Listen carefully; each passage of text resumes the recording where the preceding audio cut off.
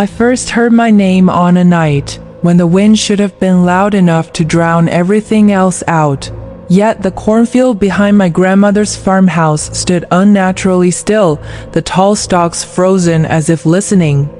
"Lena," a voice whispered, soft and intimate, carrying my name the way only someone who knew me well would. My blood ran cold because there was no one else for miles, and the sound hadn't come from the house or the road, but from deep inside the field where the moonlight couldn't reach. My name is Lena Whitmore, and I had come back to rural Iowa to settle my grandmother's estate after her sudden death. The town of Black Hollow barely showed up on maps, just a scatter of houses surrounded by endless cornfields that swallow sound and sight alike. I told myself the whisper was exhaustion, grief, or the way winds sometimes play tricks on the ears. But even as I locked the back door that night, I felt watched, like something had leaned closer the moment I acknowledged it. The next morning, I asked my neighbor, Mrs. Kessler, if she'd ever heard strange noises coming from the fields. Her face tightened instantly, and she avoided my eyes as she told me the corn had a way of carrying things and that I should never answer if it called to me. The way she said it wasn't playful or superstitious, it was a warning shaped by experience. When I pressed her, she changed the subject and hurried back to her house, bolting the door behind her even though it was barely noon. Over the following days, I learned the town's quiet rules. No one walked near the fields after sunset. Children were called inside before dusk, and every family had a story about someone who went into the corn and came back wrong. They never used the word dead, only changed, as if death would have been kinder. I laughed politely, pretending I didn't feel my skin crawl every time the corn rustled without wind. On the fourth night, I heard my name again. This time it came in pieces, drifting from different directions, as if the field were trying to remember how to say it. "La-na." The sound wrapped around the house, slipping through cracked windows and settling into my bones. I stood in the kitchen, hands gripping the counter, telling myself not to answer, not to even acknowledge it. That's when it used my grandmother's voice. She sounded tired, the way she had near the end, calling for help because she'd fallen, begging me not to leave her alone. Tears streamed down my face as I stumbled toward the back door, my hand hovering inches from the handle. I don't know what stopped me, fear, instinct, or the memory of Mrs. Kessler's eyes, but I locked myself in the bathroom and cried until the voice faded back into silence. The next day, a man named Caleb returned to town. He'd been missing for 3 weeks, last seen walking into the corn after an argument with his wife. People gathered around him in the street, relieved and uneasy all at once. He smiled when they spoke to him, nodded at the right times, but his eyes never focused on anyone. When his wife hugged him, he didn't hug her back. He just stood there, breathing shallowly, as if he were afraid of taking up too much space. That night, I watched Caleb walk to the edge of the field and stop, staring into the stalks as though waiting for instructions. The corn parted slightly, even though there was no wind, and he smiled again, wider this time, before turning and walking back home. I realized then that whatever called from the field didn't just take people, it sent something back. The whispers became more frequent after that, no longer content with nighttime. I heard my name while washing dishes, while folding laundry, while lying awake in bed. Sometimes it sounded like me, repeating my name the way I did in my head. Other times it sounded like voices from my past, all layered together, impatient and insistent. Each time, it felt a little closer, like the field was learning the shape of me.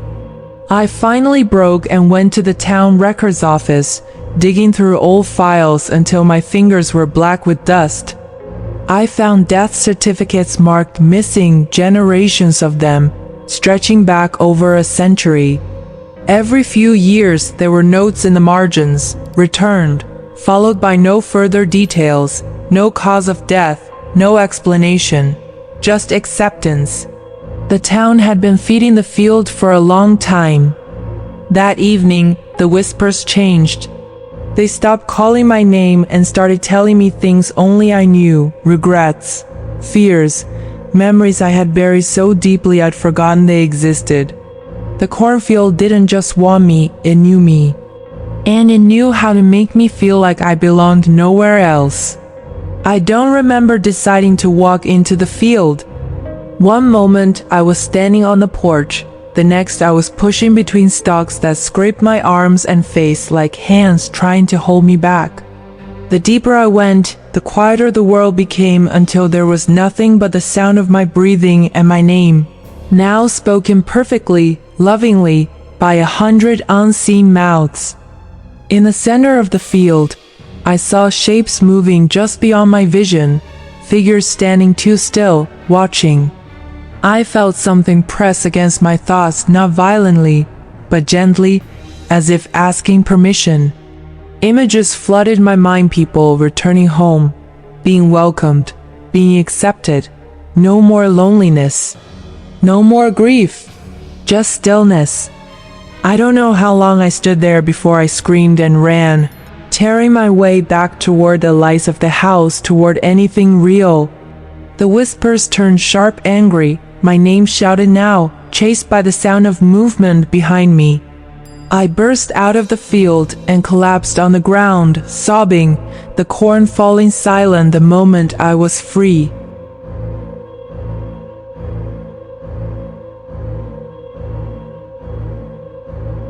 But sometimes, late at night, when the world is quiet enough, I hear my name whispered just beneath the hum of the highway or the rustle of trees in the wind. And I wonder if something followed me out, wearing my voice, waiting for the day I stopped running and finally answer back. I didn't plan to stop in Gravesend, Nebraska. I was driving west, running from a life that had collapsed quietly, no explosion, no drama, just the slow realization that I was alone and no one was coming back for me. My name is Luna Donovan. I'm 34. And at 11:42 p.m., my car died on the edge of a town that does not appear on most maps. The welcome sign was old and rusted, the paint peeled until only one word remained readable. Stay. I laughed at first. People always laugh before they understand they shouldn't. There was no cell signal, no passing cars. The town ahead sat low in a shallow valley, its buildings leaning inward as if listening to something underground. One streetlight flickered, buzzing like an insect trapped in glass. I grabbed my bag and started walking, the sound of my footsteps far too loud for a place this empty. That's when I noticed the smell, not rot, not smoke. Warm iron. The motel was the only building with lights on. A single-story place called the Stillwater, though there was no water anywhere near it. Inside, the air was thick and stale, and the woman behind the desk looked up at me with a smile that came a second too late, like she had to remember how to make one. "You're late," she said. "I didn't make a reservation," I replied. Her smile widened. "You never do." She slid a key across the counter. "Room 6. I didn't give my name. She didn't ask. As I turned to leave, she added softly, "If you hear the siren, don't look outside. And whatever you do, don't answer knocking after midnight." I should have left, slept in my car, walked back into the dark. Instead, I took the key. Room 6 smelled like bleach and something older underneath it. The bedspread was perfectly smooth, untouched, but there was an indentation on the pillow, as if someone had just stood up. On the nightstand sat a Bible. Inside, every page after Genesis had been torn out. I locked the door. At exactly 12:01 a.m., a siren began to wail. It wasn't loud. It was low and distant, like a warning meant only for those who already knew what it meant. I moved toward the window without realizing it, drawn by a pressure behind my eyes. Outside, the streetlights shut off one by one, plunging Gravesend into darkness. Then the knocking started. 3 slow knocks on the door. I froze. A woman's voice followed, calm and familiar. My mother's voice. "Claire, open the door." I'm cold. My heart slammed against my ribs. My mother had been dead for 6 years.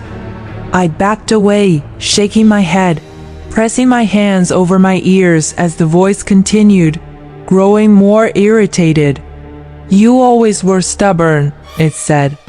"That's why you ended up like this." I didn't answer. The knocking stopped. The siren faded. Silence returned, heavier than before. I didn't sleep. Morning came too quickly. Sunlight revealed a town that looked normal enough: grocery store, post office, diner, but every building was missing something small but vital. No mirrors, no dogs, no children's voices. The people moved slowly, eyes down, as if afraid of being noticed.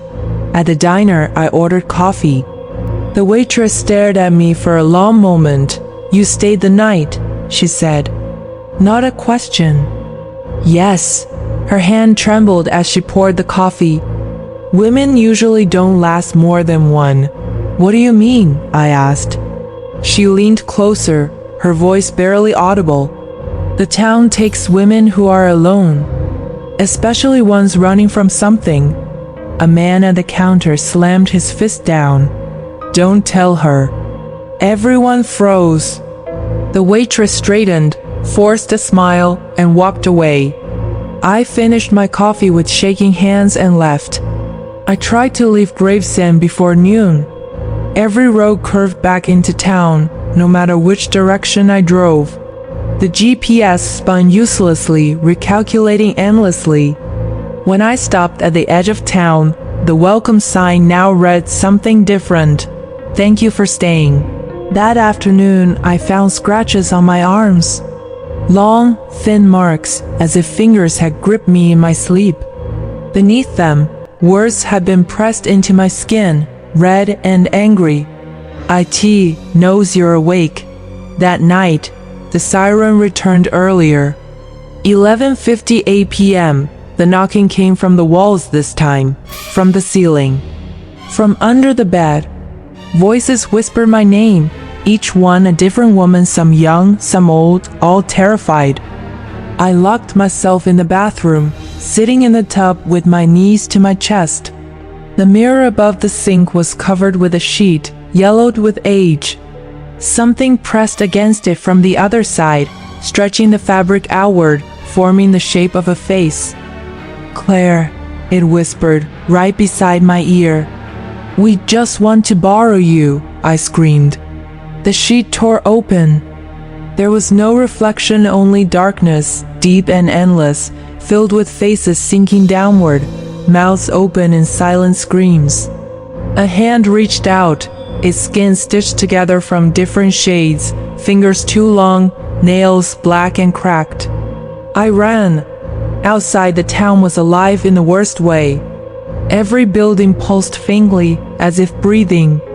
The ground vibrated beneath my feet. From the center of Gravesend rose a sound like thousands of people whispering at once. I followed it to the old church. Inside, the floor had collapsed into a massive pit. The walls were carved with names, hundreds of them, all women. Days stretching back over a century. At the bottom of the pit, something moved. It was not a creature. It was a collection. Bodies layered together, fused by darkness, faces emerging and sinking again like drowning swimmers. They whispered constantly, feeding the thing beneath them. A man stood behind me. "The town feeds it," he said quietly, "and it protects us." "What is it?" I asked, my voice barely working. He swallowed. "Loneliness, grief, guilt. It eats women who carry too much of it. It wears them." uses their voices to call the next. The siren wailed one last time. Hands grabbed my ankles. I fought, screamed, clawed at the stone, but the pit pulled me down, the voices welcoming me home. As my body merged with the others, I felt myself spreading, thinning, becoming part of the sound that haunted Gravesend. Now I knock on doors. I call out to women driving alone at night. I sound just like someone they trust. And when they stop in Gravesend, I smile because the town is always listening and it is always hungry. I noticed the absence of graves before I noticed anything else, and that should have been my warning to turn around. But by the time the thought crossed my mind, I was already driving into the town of Briar Hollow, Missouri, a place that sat quietly between endless fields and a two-lane highway that most people used only to pass through, never to stop. My name is Evelyn Cross. I'm 34 years old, and I travel across the United States collecting oral histories from dying rural towns, documenting traditions before they disappear. And Briar Hollow caught my attention because according to public records, no burial permits had been issued there in over 20 years, despite a steady number of recorded deaths. The town looked ordinary at first, a handful of homes, a diner, a feed store, and a small white church at the center. But what unsettled me immediately was the cemetery behind the church, its iron gates rusted shut, weeds swallowing the headstones, no fresh soil, no flowers, no signs of recent visits, as if death itself had been abandoned there. I checked into the only motel on the edge of town, run by an elderly woman who stared at me for a long moment when I signed the guest book, her hand trembling slightly as she slid the key across the counter. And when I casually asked about the cemetery, her smile faded and she told me softly that we do things different here. That night, I couldn't sleep. There was a faint sound outside my room, a slow dragging noise, like something heavy being pulled across wood, followed by muffled footsteps that stopped just outside my door before moving on. And when I peeked through the curtains, I saw nothing, just the empty street and a single porch light flickering. The next morning, I started asking questions. People were polite but guarded, answering with half smiles and vague phrases, saying things like, "Everyone helps out, and we don't do waste what we were given." And when I asked where the dead were buried, a man at the diner simply said, "They're still part of the town." The answer stayed with me.